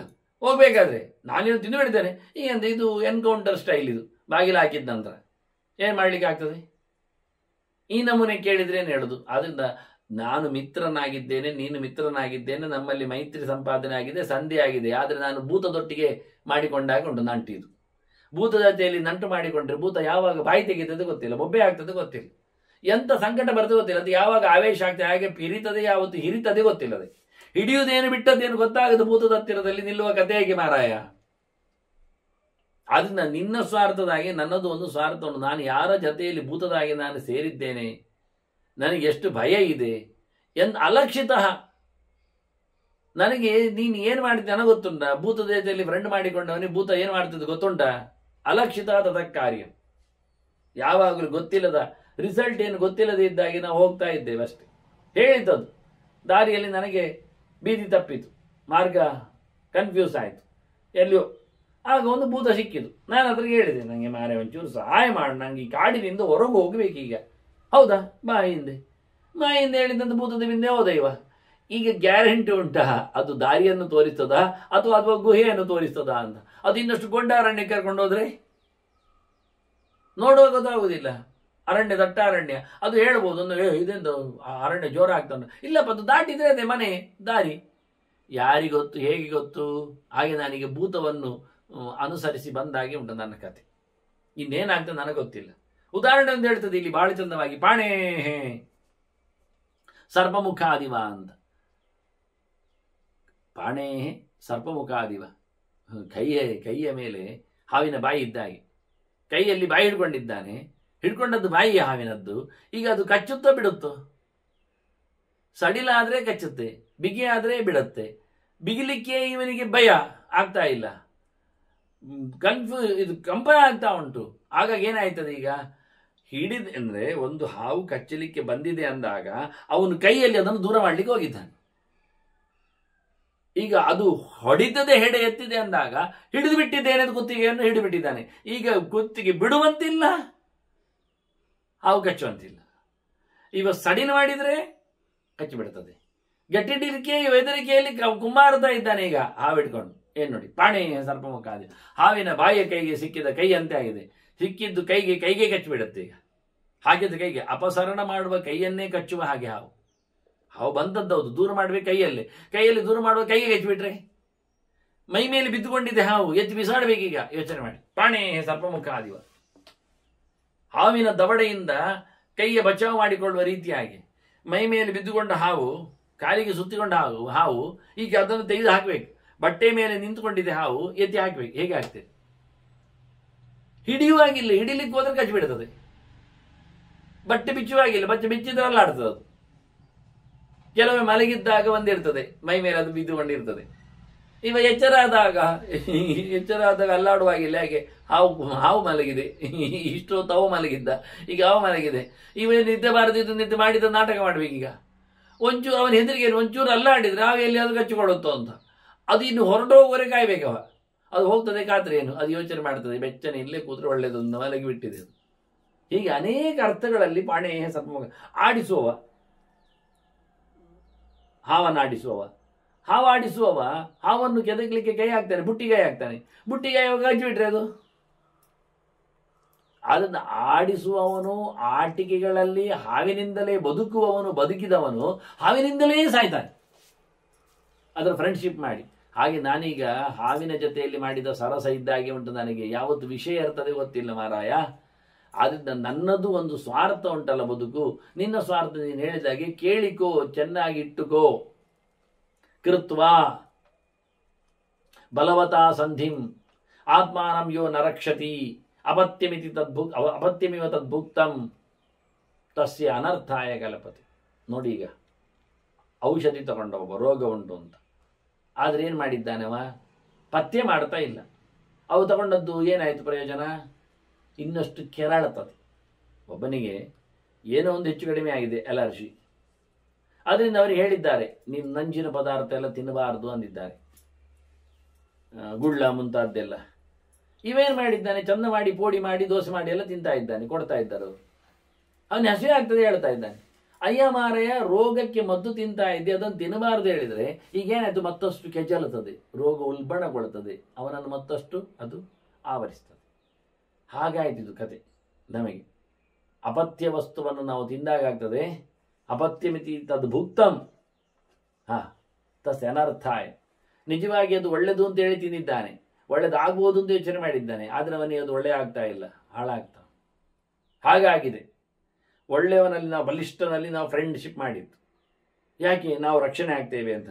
ಈಗ ಅವನೇ ನಮ್ಮನ್ನು ಭಕ್ಷಣೆ ಮಾಡಿದರೆ, ರೋಗ ಹೋಗಬೇಕು ಅಂತ ನಾವು ತಿಂದದ್ದು, ಅದೇ ನಮಗೆ ರೋಗವನ್ನು ಉಲ್ಬಣಗೊಳಿಸಿದ್ರೆ, ದೊಡ್ಡದು ಮಾಡಿದರೆ ಹೇಗೋ ಹಾಗೆ ಆಗ್ತದೆ. ನಾನು ನಿನ್ನನ್ನು ಬಲಿಷ್ಠನಲ್ಲಿ ನಿನ್ನನ್ನು ನಾನು ಮೈತ್ರಿ ಮಾಡಿದ್ದೇನೆ, ಮೈತ್ರಿ ಮಾಡಿಕೊಂಡು ನಾನು ಶತ್ರುಗಳನ್ನು ನೋಡಿಸ್ಲಿಕ್ಕೆ ಹೋಗಿದ್ದೇನೆ, ಇಂಥ ಶತ್ರುಗಳು ಹೋಗಿದ್ದಾರೆ ಅಂತ ಯೋಚನೆ ಮಾಡ್ತಾ ಇದ್ದೇನೆ, ಅಷ್ಟೊತ್ತಿಗೆ ನೀನೇ ನನ್ನನ್ನು ನುಂಗಿ ಹಾಕಿಬಿಟ್ರೆ. ಬಲಿಷ್ಠನಲ್ಲಿ ಫ್ರೆಂಡ್ಶಿಪ್ ಮಾಡಿಕೊಂಡ ನಂತರ ತನ್ನನ್ನು ತಾನು ರಕ್ಷಣೆ ಮಾಡಿಕೊಳ್ಳದವ ಅವ ಮೂರ್ಖ, ಪ್ರಯೋಜನ ಆಗಲಿ. ಅವನು ಒಳ್ಳೆದು ಅಂತ ತಿನ್ಲಿಕ್ಕೆ ಹೋಗಿ ಹಾಳಾಗಿ ಸತ್ತಾಗಿ. ನೋಡು, ನೀನು ಮಿತ್ರ ಪ್ರೀತಿ ಹಾಗೆ ಹೀಗೆ ಅಂದ್ಯಲ್ಲ, ಒಂದಿಷ್ಟು ಮಾತು ಹೊಳಿದ್ನಲ್ಲ. ನೋಡಿ, ಯಾರು ಯಾರಿಗೆ ಮಿತ್ರ ಹೇಳು? ಒಂದ್ಸರ್ತಿ ಹೇಳಿ, ನಾನು ನೀನು ಭೂತದತ್ತೆ ನಾನು ಸೇರಿಕೊಂಡಾಗ ಆಯ್ತಲ್ಲ ಅಂದದ್ದು ಬಿಡು. ಈಗ ಇಲ್ಲಿ ಕೇಳು, ಯಾರು ನಕಶ್ಚಿತ್ ಕಸಿಚಿನ್ ಮಿತ್ರ ನಕಶ್ಚಿತ್ ಕಸಿಚಿತ್ ರಿಪುಃ. ಯಾರಿಗೂ ಯಾರು ಮಿತ್ರ ಇಲ್ಲ, ಯಾರಿಗೂ ಯಾರು ಶತ್ರು ಇಲ್ಲ. ಮತ್ತೆ ಅಂತ ಕೇಳಿದರೆ ಅದು ಅರ್ಥದಸ್ತು ನಿಬದ್ಧಂತೆ, ಅದು ಬೇಕಾದಾಗ ಆಗ್ತದೆ, ಉಪಯೋಗಕ್ಕೆ ಬಂದಾಗ ಶತ್ರು ಆಗ್ತಾನೆ, ಮಿತ್ರ ಆಗ್ತಾನೆ. ದುಡ್ಡಿಗಾಗುವಾಗ ಫ್ರೆಂಡು ಆಗ್ತಾರೆ, ದುಶ್ಮನು ಆಗ್ತಾನೆ. ಅರ್ಥದಸ್ತು ನಿಬದ್ಧಂತೆ ಮಿತ್ರಾಣಿ ರಿಪವಸ್ತದ. ಶತ್ರುಗಳು ಒಟ್ಟಾಗ್ತಾರೆ ಯಾವಾಗ? ಅವರ ಕೆಲಸ ಆಗಬೇಕಾದ್ರೆ. ಮಿತ್ರರು ಬಂದು ಸೇರ್ತಾರೆ ಯಾವಾಗ? ಅವರ ಕೆಲಸ ಆಗಬೇಕಾದ್ರೆ. ದುಡ್ಡು ಎಲ್ಲಿ ಸಿಗ್ತದೆ? ಅಲ್ಲಿ ಫ್ರೆಂಡ್ಶಿಪ್ ಬೆಳೀತದೆ. ದುಡ್ಡು ಎಲ್ಲಿ ಕಳ್ಕೊಳ್ತಾರೆ? ಅಲ್ಲಿ ಶತ್ರುತ್ವ ಬೆಳೀತದೆ. ಏನು ಪ್ರಯೋಜನ ಇದೆ? ಅರ್ಥಶಬ್ದಕ್ಕೆ ಎಲ್ಲ ಅರ್ಥ ಉಂಟು, ಅಭಿಧೇಯ, ರೈ, ವಸ್ತು ಎಲ್ಲ. ಹಾಗಾಗಿ ಅವರವರ ವಿಷಯಕ್ಕೆ ಬಂದಾಗ ಅವರವರು ಅಲ್ಲಲ್ಲಿ ಶತ್ರುಗಳಾಗ್ತಾರೆ, ಮಿತ್ರರಾಗ್ತಾರೆ. ಯಾವಾಗ ಯಾರು ಶತ್ರು, ಯಾವಾಗ ಯಾರಿಗೆ ಮಿತ್ರ ಎನ್ನುವುದು ವ್ಯವಸ್ಥೆಯೇ ಇಲ್ಲ. ಅದನ್ನು ಯಾರಿಗೂ ಯಾರು ಮಿತ್ರ ಅಲ್ಲ, ಶತ್ರು ಅಲ್ಲ. ಅವರ ಕೆಲಸ ಆಗುವಾಗ ಅವನು ಭಾರಿ ನನ್ನವ, ಪ್ರೀತಿ ಏನು, ಮೋಕೆ ಏನು, ಪ್ರೇಮ ಏನು, ವಿಶ್ವಾಸ ಏನು ಎಲ್ಲ ಆದ ನಂತರ ಹೇಳ್ತದೆ. ಇದೇ ಚೆನ್ನಾಗಿ ಮಾತಾಡ್ತದೆ ಎಲ್ಲ ಹೇಗಿರ್ತದೆ ಅಂತ ಹೇಳಿಕೊಂಡು. ಅರ್ಥೈರರ್ಥ ನಿಬದ್ಧಂತೆ ಗಜೈರಿವ ಮಹಾಗಜಾಹ. ದೊಡ್ಡ ಒಳ್ಳೆ ಎಕನಮಿ ಕ್ಲಾಸ್ ತಗೊಳ್ತಾ ಉಂಟು ನೋಡಪ್ಪ. ಹೇಗೆ ನೋಡು, ಆನೆಯನ್ನು ಹಿಡಿತಾರೆ. ಹೇಗೆ ಹಿಡಿತಾರೆ? 4 ಆನೆಯನ್ನು ಬಿಟ್ಟು ಹಿಡಿತಾರೆ. ಹೆಣ್ಣಾನೆಯನ್ನು ಕಳಿಸ್ತಾರೆ, ಆಗ ಅದನ್ನು ಮೂಸಿಕೊಂಡು ಬರ್ತದೆ ಗಂಡಾನೆ. ಅದನ್ನು ಚಂದವಾಗಿ ಆ ಹೆಣ್ಣಾನೆಯ ಜೊತೆಯಲ್ಲಿ ಶೇಲೆ ಮಾಡಿಸಿಕೊಂಡು ಕೈ ಹಾಕಿಕೊಂಡು ಸಂಕಲ ಹಾಕಿ ಬಿಡ್ತಾರೆ. ಹೇಗೆ ನೋಡಿ, ಎಂತಹ ಕಾಡಾನೆ ಎಷ್ಟು ದೊಡ್ಡದಿರ್ತದೆ, ಗಂಡಾನೆ ಗಟ್ಟಿಮುಟ್ಟಿರ್ತದೆ. ಅಂತಹ ಸಲಗವನ್ನು ಸಹ ಹಿಡಿಯುವುದು ಹೇಗೆ? ಆನೆಯನ್ನು ಬಿಟ್ಟು ಆನೆ ಹಿಡಿತಾರೆ. ಗುಂಡಿಗೆ ಹಾಕಿರ್ತಾರೆ, ಕೆಡ್ಡ ತೋಡಿರ್ತಾರೆ, ಬಿದ್ದಿರ್ತದೆ, ಆನೆಯನ್ನು ಕಳಿಸ್ತಾರೆ, ಆನೆ ಮೇಲಕ್ಕೆ ಹಾಕ್ತದೆ, ಖುಷಿಯಲ್ಲಿ ಮೇಲೆ ಬರ್ತದೆ. ಹೆಣ್ಣಾನೆಯ ಸ್ಪರ್ಶ ನೋಡಿ ಹೊಂಡಕ್ಕೆ ಬಿದ್ದ ಗಂಡಾನೆ ಕೆಡ್ಡದೊಳಗೆ ಬಿದ್ದದ್ದು ಓಡಿ ಬರ್ತದೆ. ಓಡಿ ಬಂದು ಏನು ಮಾಡ್ತಾರೆ ಅವರು? ಅದನ್ನು ಓಡಿಸಿಕೊಂಡು ಹೋದವರು ಓಡಿಕೊಂಡು ಬಂದದ್ದು ಅದರ ಬೆನ್ನ ಹಿಂದೆ ಹಿಂಬಾಲಿಸಿದಾಗ ಅದಕ್ಕೆ ಮತ್ತೊಂದು ಹಾಕಿಬಿಡುತ್ತಾರೆ, ಬೇಲಿ ಒಳಗೋಗಿ ಸಿಕ್ಕಿ ಹಾಕೊಳ್ತದೆ. ಮತ್ತು ಚೆನ್ನಾಗಿ ಅದನ್ನು ಪಳಗಿಸ್ತಾರೆ, ಊಟ ಹಾಕದೆ ಅಂಕುಶ ಹಾಕಿ ಎಲ್ಲ ನೋಡಿ. ಗಜೈಹಿ ಗಜಾಹ, ಆನೆಗಳಿಂದ ಆನೆಗಳನ್ನು ಹಿಡಿಯುವಂತೆ ಮೊದಲು ಇನ್ವೆಸ್ಟ್ ಮಾಡಿ ಮತ್ತು ದುಡ್ಡಂತೆ. ಮೊದಲು ನೀವು ಠೇವಣಿ ಹಿಡೀರಿ ಮತ್ತು ನೀವು ಅದನ್ನು ಕಬಳಿಸಲಿಕ್ಕೆ ನೋಡಿ. ಈ ರೀತಿಯಾಗಿ ಅರ್ಥ ಹಾನಿಬದ್ಧಂತೆ. ಶ್ರೀಮಂತರಿಂದ ಶ್ರೀಮಂತರನ್ನು, ದೊಡ್ಡ ದೊಡ್ಡ ಶ್ರೀಮಂತ ಕುಳಗಳನ್ನು, ಒಂದು ಪಿಕ್ಚರ್ ಆ್ಯಕ್ಟರನ್ನು ಕಳಿಸಿ 10 ಪಿಕ್ಚರ್ ಆ್ಯಕ್ಟರನ್ನು ಬಾಲಿವುಡ್ಗಳನ್ನು ನಾವು ತರಿಸ್ತೇವೆ. ಯಾಕೆ? ಅವನ ಮೂಲಕ ಒಬ್ಬ ರಾಜಕಾರಣಿಯಿಂದ 500 ರಾಜಕಾರಣಿಯನ್ನು ಪರ್ಚೇಸ್ ಮಾಡ್ತಾರೆ. ಹೀಗೆ ಎಲ್ಲ ಕಥೆಗಳು. ಒಂದು ಉಚಿತದಿಂದ 100 ಓಟುಗಳನ್ನು ನುಂಗ್ತಾರೆ. ಅರ್ಥ ಹಾನಿಬದ್ಧೆಂದು ದುಡ್ಡು ಖರ್ಚು ಮಾಡಿ ದುಡ್ಡು ದೊಡ್ಡದು ಮಾಡಿ ನಾಳೆ ಅರ್ಥ ಹಾನಿಬದ್ಧಂತೆ ಗಜೈರಿವ ಮಹಾಗಜ ನಚ ಕಶ್ಚಿತ್ ಕೃತೇ ಕಾರ್ಯೇ ಕರ್ತಾರಂ ಸಮವೇಕ್ಷತೆ. ಕೆಲಸ ಆದ ತಕ್ಷಣ ಮಾಡಿದವನನ್ನು ಯಾರಾದರೂ ನೋಡ್ಲಿಕ್ಕೆ ನಿಂತಾರ. ಬಹಳ ಚಂದವಾದ ಕೆಲಸಗಳಲ್ಲಿ ಇಂಥದ್ದೆಲ್ಲ ಸುಮಾರು ಕಡೆಯಲ್ಲಿ ವಿದುರನು ಹೇಳಿರ್ತಾನೆ. ಪೂರೈತಕ್ಕೆ ಬಂದಿದ್ದಾನೆ, ಬಹಳ ಚಂದವಾದ ಕರ್ಮಾಂಗ ಮಾಡಿಕೊಡ್ತಾನೆ. ಇವರು ತುಂಬ ಚೆನ್ನಾಗಿ ಅವನಿಗೆ ಕಾಲಿಡಿದು ಪ್ರದಕ್ಷಿಣೆ ಒಂದು ದಕ್ಷಿಣೆ ಕೊಟ್ಟು ಎಲ್ಲ ಕೈ ಮುಗಿದು ಎಲ್ಲ ಕೇಳಿಕೊಂಡು ನನ್ನ ಎಲ್ಲ ಆಪತ್ತನ್ನು ಪರಿಹಾರ ಮಾಡಿಕೊಡಿ, ಮಂತ್ರಗಳಿಂದ ಹೋಮ ಮಾಡಿ, ಈ ಚಿಂತನೆ ನಮಗೆ ಹೇಳಿಕೊಡಿ ಎಲ್ಲ ಹೇಳಿಕೊಂಡು ಕಲಶಾಭಿಷೇಕ ಮಾಡಿ ಎಲ್ಲ ಆಗ್ತದೆ. ಚಂದ ಮಾಡಿ. ಪುರೋಹಿತನ ಕರ್ತವ್ಯ ಅದಲ್ವಾ, ಹಿತವನ್ನು ಬಯಸುವುದವನು ಅಂತ. ಹಿತವನ್ನು ಬಯಸಿ ಕೆಲಸ ಮಾಡಿಕೊಡ್ತಾನೆ. ಆನಂತರ ಅವನನ್ನು ದಕ್ಷಿಣೆ ಕೊಟ್ಟಾಯ್ತಲ್ಲ, ಹೋಗಿ ಬಿಡಿ ಅಂತ. ಮತ್ತವರನ್ನು ಮೂಸುವರಿಲ್ಲ. ಅಲ್ಲ, ನನಗೆ ಹೋಗ್ಲಿಕ್ಕೆ ಉಂಟು ಪೇಟೆಗೆ ಅಂದರೆ ಅದು ಮೇಲಕ್ಕೆ ಹತ್ತಿ ಗುಡ್ಡೆ ಹತ್ತಿರ, ಆಗ ಬಲಕ್ಕೆ ತಿರುಗಿ ಅಲ್ಲಿ ಯಾವುದಾದ್ರೂ ಒಂದು ವಾಹನ ಬರ್ತದೆ, ಅದರಲ್ಲಿ ಹೋಗಿಬಿಡಿ. ಮತ್ತೆ ಬರ್ತದ ಇಲ್ವೋ, ಯಾವಾಗ ಬರ್ತದೆ, ಯಾವ ದಿನ ಬರ್ತದೆ, ಯಾರಿಗೊತ್ತು. ಇವರ ಕೆಲಸ ಆಯ್ತಾ ಇಲ್ವಾ? ಆದ್ದರಿಂದ ಇದು ಹಾಗೆ ಕ್ರಮ ಹಾಗೆ. ಯಜಮಾನ ವರ್ಗವು ಋತ್ವಿಜರನ್ನು ದಕ್ಷಿಣೆ ಕೊಟ್ಟ ಬಳಿಕ ಮತ್ತೆ ಮೂಸುವುದಿಲ್ಲ, ಮಾತಾಡಿಸುವುದಿಲ್ಲ. ಕರ್ತಾರಂ ಸಮವೇಕ್ಷತೆ ನ ಕಶ್ಚಿತ್ ಕೃತೇ ಕಾರ್ಯ ನಹಿ ಕಶ್ಚಿತ್ ಕೃತೇ ಕಾರ್ಯ. ಯಾವನೊಬ್ಬನು ಸಹ ತನ್ನ ಕೆಲಸ ಆದ ನಂತರ ಅವನ ಬಗ್ಗೆ ಮತ್ತೆ ಮಾತಾಡೋದಿಲ್ಲ. ಒಂದು ಒದ್ದಾಡ್ತಾನೆ ರೋಗಿ, ಹಾಸಿಗೆಯಲ್ಲಿ ಕೂತ್ಕೊಂಡು ಅಬ್ಬ ಇಬ್ಬ ಉಬ್ಬ ನಾಬಾ ಹೇಳಿಕೊಂಡೆಲ್ಲ ಡಾಕ್ಟ್ರಿಗೆ ನಮಸ್ಕಾರ, ದೇವರೇ ದೇವರೇ ಹೇಳಿಕೊಂಡು ಅವರು ಇಂಜೆಕ್ಷನ್ ಕೊಟ್ಟು ಮಾತ್ರ ರೊಟ್ಟಿಯೆಲ್ಲ ನೋಡಿಕೊಂಡೆಲ್ಲ ಚಂದ ಮಾಡಿದ ನಂತರ ಮತ್ತೆ ಹೋಗಿಯೇ ಹೋಗ್ತಾನೆ. ಮತ್ತೆ ವೈದ್ಯರ ಗುರುತು ಇಲ್ಲ. ಅವ್ರು ಹೇಳಿಕೊಟ್ಟಿದ್ದಾರೆ, ಪಟ್ಟಿ ಮಾಡಿಕೊಟ್ಟಿರ್ತಾರೆ, ಹೀಗೆ ಸ್ನಾನ ಮಾಡಿ, ಹೀಗೆ ಆಹಾರ ತಿನ್ನಿ, ಹೀಗೆ ನಡೆಯಿರಿಂದೆಲ್ಲ. ಏನು ಕೇಳುವುದೇ ಇಲ್ಲ ಯಾವುದಕ್ಕೂ. ಅದನ್ನು ಸೇವೆ ಮಾಡಿಕೊಳ್ಳುತ್ತಾರೆ, ಮತ್ತೆ ಮಾತಾಡುವುದಿಲ್ಲ. ಎಲ್ಲರೂ ಹಾಗೆ ಸೇವಕರ ಸೇವೆಯನ್ನು ತಿಂತಾರೆ, ಮಾಲಕರ ಮೇಲಕ್ಕೆ ನೋಡ್ತಾರೆ. ಟಿಕೆಟ್ ತಗೊಂಡ ನಂತರ ಬಸ್ಸಿನಲ್ಲಿ ಹೋದ ತಕ್ಷಣ, ನಮ್ಮ ಸ್ಟಾಪ್ ಬಂದ ತಕ್ಷಣ ಯಾರತ್ರ ಏನೋ ಅರ್ಧ ಮುಕ್ಕಾಲು ಮಾತಾಡ್ತಾ ಇರ್ತೇವೆ. ಅಲ್ಲಿ ಎಷ್ಟಕ್ಕ ಸ್ಟಾಪ್ ಸೀದಾ ಇಳಿದಾ ಇದೆ, ಮತ್ತೆ ಇಳಿಲಿಕ್ಕೆ ಆಯ್ತು ಮಾರೆ, ಇಳಿದಾಯ್ತು. ಯಾರ್ಯಾರೋ ವಿಷಯ ಸರಿಯೇ, ಇದು ವೇದಾಂತ ತತ್ವ ಸರಿ. ಯಾರಿಗೆ ಯಾರುಂಡಿ ಅನ್ನುವುದು ಹೌದೇ, ಸೀದು ಹೋಗುವುದು ಅಷ್ಟೇ ಅಂತ. ಆ ನೀರು ಸೇರಿತು, ಈ ನೀರು ಸೇರಿತು, ಒಟ್ಟಾಗಿ ಹೋಯಿತು, ಸಮುದ್ರಕ್ಕೆ ಬಿದ್ದೋಯ್ತು, ಮತ್ತೆ ಗೊತ್ತಿಲ್ಲ ಬಿದ್ದೋಯ್ತು, ಹಾಗೆ ಹೀಗೆ ಅಂತ ಹೇಳಿಕೊಳ್ಳಿಕ್ಕೆ ಆಗ್ತದೆ. ಯಥಾ ಪಾಂತ ಸಮಾಗಮ ಅಂತ ದಾರಿ ಹೋಗನಿಗೆ ದಾರಿಯಲ್ಲಿ ಸಿಕ್ಕಿದವರು ಮಿತ್ರರಾದ ಹಾಗೆ ಯಾರಿಗೆ ಯಾರು ಮಿತ್ರ? ಕಾಡು ದಾಟುವವರೆಗೆ ಅವನ ಮಿತ್ರ.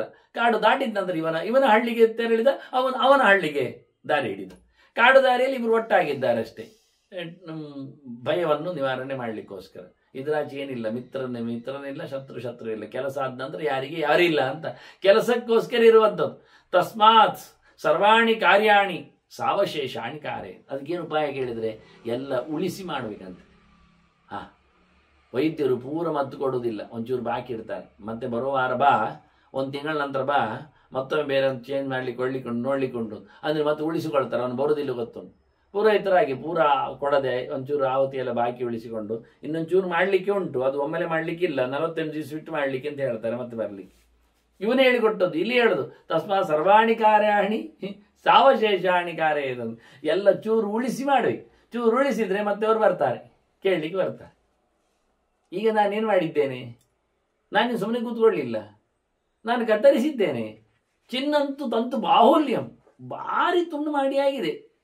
ಮತ್ತೆ ತಂತು ಮೇಕಂ, ನಾನು ಹೇಳಿದಾಗೆ ಸಾವಶೇಷಾಣಿ ಹೇಳಿದ್ದಲ್ಲ, ಎಲ್ಲ ಉಳಿಸಿಕೊಳ್ಬೇಕು ಅಂತ. ಅದು ತಂತುರೇಕೋವಶೇಷಿತ, ಒಂದೇ ಒಂದು ಕಟ್ಟಿ ಇರುವುದು ಕುತ್ತಿಗೆಯಲ್ಲಿ ಹಾಕಿದ್ದು ಮಾತ್ರ. ಅದನ್ನು ನಾನು ಈಗ ಕತ್ತರಿಸ್ತೇನೆ. ಅವ ಬರಲಿ, ನಾನು ಕತ್ತರಿಸ್ತೇನೆ. ನೀನಾಗ ಬರ ಏರ್ತಿ, ನಾನು ಓಡುತ್ತೇನೆ. ಹಾಗಾಗಿ ನನಗೆ ಗೊತ್ತು ಮಿತ್ರಭಾವ ಹೇಗೆ ಎಂದು ನಾನು ಮಾಡ್ತಾ ಇದ್ದೇನೆ. ಶಾಶ್ವತವಾದ ಮೈತ್ರಿ ಎನ್ನುವುದು ಯಾರಲ್ಲಿ ಇಲ್ಲ, ಅದರಿಂದ ದೇವರೊಬ್ಬನೇ ಅಂತ ಹೇಳೋದು ವೇದಾಂತ ಚಿಂತನೆಯಲ್ಲಿ. ದಾಸವರ್ಣ ಸೈಜಾಸಕಾಯ ಅಂತ ನಿರಂತರವಾಗಿ ನಿತ್ಯನಾಗಿರುವ ಮಿತ್ರ ಯಾರು ಕೇಳಿದರೆ ಭಗವಂತ ಮಾತ್ರ, ಅವನೊಬ್ಬನೇ ಪ್ರತಿಯೊಬ್ಬರಿಗೂ. ಅದನ್ನ ಯಾರು ಅಲ್ಲ, ಕೇವಲ ಸಂಸಾರದಲ್ಲಿ ಬಂದಾಗ ಬಂದಿರ್ತಾರೆ, ಶಾಲೆಯಲ್ಲಿ ಬಂದಾಗ ಸಿಕ್ಕಿರ್ತಾರೆ, ಊಟದಲ್ಲಿ ನಿಂತಾಗ ಆಗಿರ್ತಾರೆ, ಪ್ರಯಾಣದಲ್ಲಿ ಬಂದಾಗ ಸೇರಿರ್ತಾರೆ. ಇಷ್ಟೇ ಹೊರತು ಮತ್ತೇನಲ್ಲ. ಅದು ಮುಗ್ದಂದ್ರೆ, ಪ್ರಯಾಣ ಮುಗ್ದಂದ್ರೆ ಅವರು ಇಲ್ಲ. ದೋಣಿಯಲ್ಲಿ 10 ಜನ ಸೇರ್ತಾರೆ, ಆಗ ಒಳ್ಳೆ ಮಾತಾಡ್ತಾರೆ. ಯಾಕೆಂದ್ರೆ ಅಲೆಗಳು ಏರುಪೇರುಗಳು ಇರ್ಲಿಕ್ಕೆ ಹೋಗಿ ಇರುವುದು 3 ಗಳಿಗೆ ಮಾರಾಯ ಮತ್ತೆಂತ ಹೇಳ್ತಾರೆ ಅಕ್ಕಪಕ್ಕದವನಾದ್ರು. ಕೊನೆಗೆ ಇಳಿದ ನಂತರ ಆಚೀಚೆ ಹೋಗಿ ಬಿಡ್ತಾರೆ. ಇಳಿಯುವಾಗಲೂ ಗಡಿಬಿಡಿ ಮಾಡ್ತಾರೆ. ಮೊದಲು ನಾನು ಇಳಿಯುವುದು, ಮತ್ತೆ ನಾನು ಇಳಿಯುವುದು ಅಂತ ಹೇಳಿಕೊಂಡು ದೂಡಿಕೊಂಡಾಗಿ ಮಾಡಿಕೊಂಡು ನೋಡಿ, ಅಷ್ಟು ಆರಾಮವಾಗಿ ಕೂತವರು ದೋಣಿಯಲ್ಲಿ ಇಳಿಯುವಾಗ ಎಷ್ಟು ಗಡಿಬಿಡಿ ಮಾಡ್ತಾರೆ. ರೈಲಿನಲ್ಲಿಯೂ ನೋಡಿ, ಹೋಗುವಾಗ ಆರಾಮ, ಇಳಿಯುವಾಗ ದುಡಾಟ. ಯಾರು ಇಲ್ಲ. ಅದರಿಂದ ಬಹಳ ಚೆನ್ನಾಗಿ ತಸ್ಮಾ ಸರ್ವಾಣಿ ಕಾರ್ಯಾಣಿ ಸಾವಶೇಷಾಣಿ ಕಾರ್ಯ ಅಂತ ಹೇಳ್ತಾ, ಚಿನ್ನಂತು ತಂತು ಬಾಹುಲ್ಯಂ ತಂತರೇಕೋವಶೇಷಿತ ಅಂತೇಳಿ ಇಡಿಸಿದ್ದೇನೆ ಅಂತ ಹೇಳ್ತದೆ. ಅಷ್ಟೊತ್ತಿಗೆ ಬೆಳಗ್ಗೆ ಆಗ್ತಾ ಬಂದಿದೆ, ರಾತ್ರಿ ಕಳೀತಾ ಉಂಟು. ಭಯಂಕರನಾದವ ಬರ್ತಾ ಇದ್ದಾನೆ. ನೋಡಿದೆ ಕೊನೆಯ ಗೆರೆಯನ್ನು ಕತ್ತರಿಸಿದೆ, ಪಾಶವನ್ನು ಕತ್ತರಿಸಿದೆ. ಅದು ಓಡಿದೆ. ಅಷ್ಟೊತ್ತಿನಲ್ಲಿ ಕಳಚಿಕೊಂಡ ಬೆಕ್ಕು ಸಹ ಮರವನ್ನು ಏರಿದೆ. ಬಿಲಂ ವಿವೇಶ ಫಲಿತ, ಮೊದಲು ಹೊಡಿತು ಅದುವೇ. ಕತ್ತರಿಸಿ ಆದ ನಂತರ ಹತ್ತಿರದಲ್ಲೇ ಹೊಂಡದಕ್ಕೆ ಅಂದ್ರೆ ಹೇಳುವ ಗೆರೆ ನೋಡಿ ಎಷ್ಟು ಚೆನ್ನಾಗಿದೆ ವೇದವ್ಯಾಸರದು ಅಂತ. ಭೀಷ್ಮರು ಹೇಳ್ತಾರೆ, ಬಿಲಂ ವಿವೇಶ ಫಲಿತ ಶಾಖಾಂ ಲೇವೇಶ ಲೋಮಶಃ. ಅದು ಗೆಲ್ಲಿಗೆ ಹತ್ತಬೇಕು, ಇದು ನೆಲಕ್ಕೆ ಓಡಬೇಕು. ಆದ್ರಿಂದ ಕೊನೆಯ ಕತ್ತರಿಕೆ ಬಿತ್ತ, ಇಲ್ಲಿ ಅಲ್ಲಿಂದ ಬಾಲ ಅಲ್ಲಾಡಿಸಿ ಹೋಗಿ ಆಗಿದೆ. ಇದು ಚಂಗನೆ ಹಾರಿಕೊಂಡು ಮೇಲಕ್ಕೆ ಹೋಗಿ ಬಿಟ್ಟಿದೆ.